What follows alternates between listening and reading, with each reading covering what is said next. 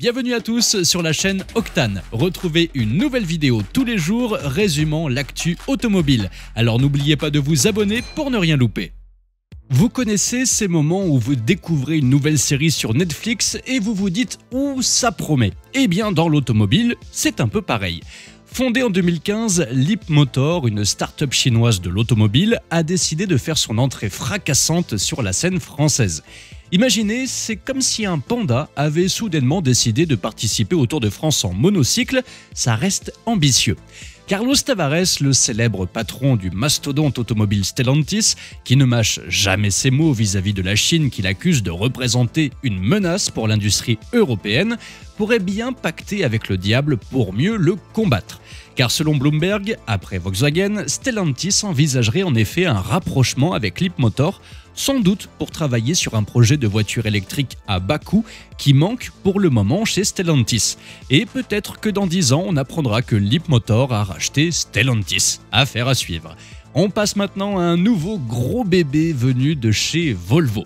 Qui aurait cru qu'en cette année 2023, alors que tout le monde saute à pieds joints dans le grand bain du SUV, un constructeur déciderait de faire un saut périlleux arrière pour atterrir en plein monospace. Eh bien tenez-vous bien, c'est Volvo qui lance ce grand écart temporel, un peu comme si un groupe de rock des années 70 décidait de se lancer dans la techno en 2023. Alors que Renault transforme son vaillant monospace scénique en un SUV électrique, Volvo, lui, prend le chemin de traverse avec son EM90, alors qu'il n'a jamais produit de monospace de toute son histoire. Il sera présenté officiellement en Chine en novembre prochain. Il sera bien entendu électrique et sera basé sur son cousin chinois Zeekr 009. On parle ici d'un engin qui a une calandre digne de rivaliser avec les bacs dentaires les plus sophistiqués. La différence, sous ce sourire d'enfer se cachent des énormes batteries de plus de 100 kWh et pour propulser tout ça, 500 chevaux. 500 chevaux dans un monospace, c'est parfait pour se briser la nuque dans le plus grand des conforts. Maintenant, il faut le reconnaître, en Europe, on n'a pas vraiment l'habitude de croiser des monospaces de la trempe de l'EM90. C'est comme si un sumo décidait de participer à un marathon. Alors à quoi doit-on s'attendre? Pour l'instant, il semble que ce monospace électrique débarquera d'abord en Chine, mais qui sait, peut-être qu'un jour nous verrons ce mastodonte électrifié sillonner les rues européennes.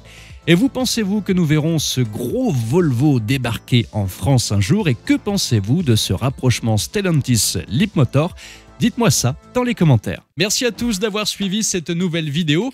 N'hésitez pas à vous abonner, à activer la cloche des notifications pour être sûr de ne rien louper, liker, partager et vous pouvez également venir nous rejoindre sur notre compte TikTok. Ciao!